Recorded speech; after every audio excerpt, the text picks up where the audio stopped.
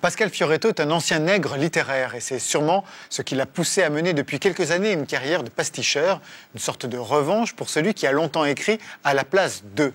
Mais Pascal Fioretto a gardé de ses années de servitude le talent de se fondre dans l'écriture d'autrui, d'en connaître toutes les subtilités, d'en repérer les travers, les clichés.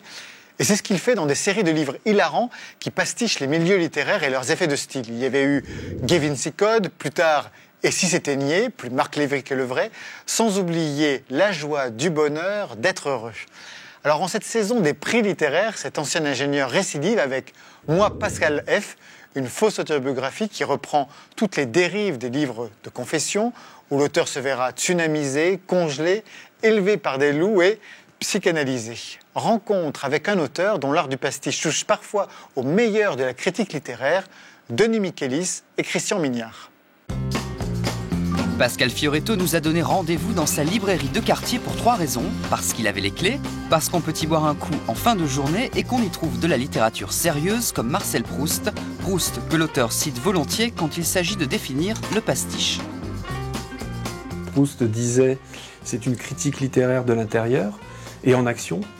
Donc il s'agit vraiment de chausser les pantoufles d'Amélie Nothomb, de Bernard Werber, de Philippe Solers, pour se mettre à voir le monde comme eux. Donc ça nécessite un boulot d'imprégnation, c'est-à-dire que pratiquement je lis toute l'œuvre, disponible en tout cas, jusqu'à arriver à cette épiphanie où je me mets à voir le monde comme Modiano, et je découvre au passage que, par exemple, il y a beaucoup de chaussures, il est beaucoup question de lacets dans le travail de Modiano, ce qu'une critique de l'extérieur n'a pas forcément décelé.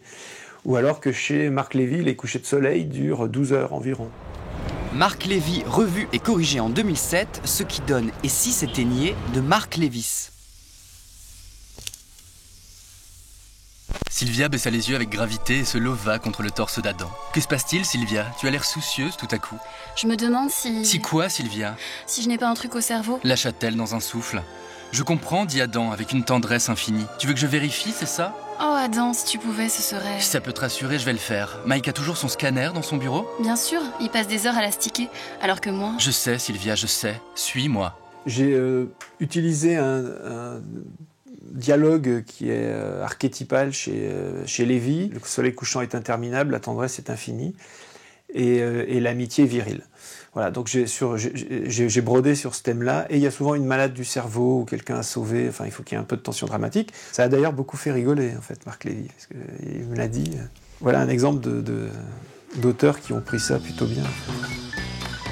Le plus grand secret de l'humanité serait-il caché dans une chanson de Dalida? Pourquoi les hommes mangent des mars et les femmes du bifidus? Comment j'ai été congelé, tsunamisé, élevé par les loups? En 5 ans, Pascal Fioretto se moque gentiment des genres ou des styles d'auteurs, des auteurs plutôt flattés d'ailleurs. De toute façon, mieux vaut garder le sens de l'humour, car en matière de détournement, le pasticheur a tous les droits, ou presque.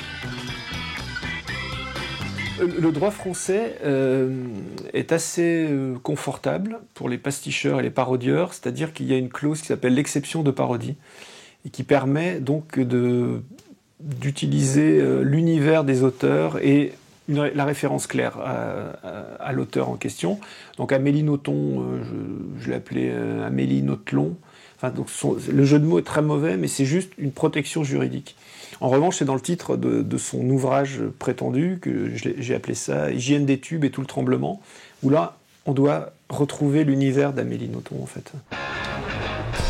Avant de partir, Pascal Fioretto nous a donné 2 précisions de taille. Primo, il est ingénieur chimiste et c'est son esprit d'analyse et de synthèse qui lui ont permis d'être pasticheur. Deuxio, être drôle, ça ne se commande pas, du moins lors d'une interview.